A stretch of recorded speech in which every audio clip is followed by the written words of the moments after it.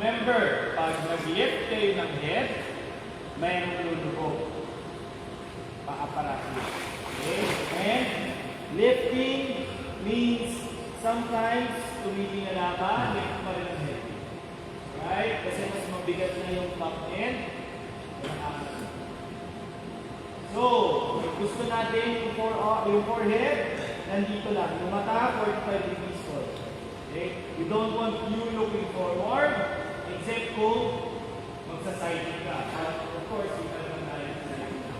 Okay? So, gusto natin, nakarelax yung neck, hindi nakayuko, hindi tayo nakatingala. Relax neck. Okay? Let's do 125. Fast tayo, fast. Surface, guys, surface. We'll start in 10 seconds. 5.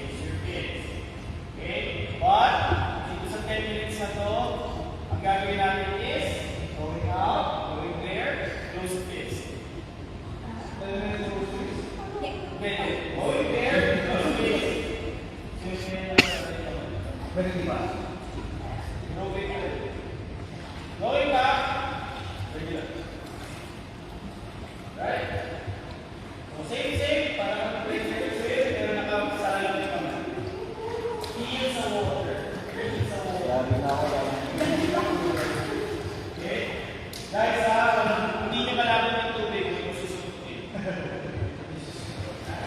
Ganun pa rin.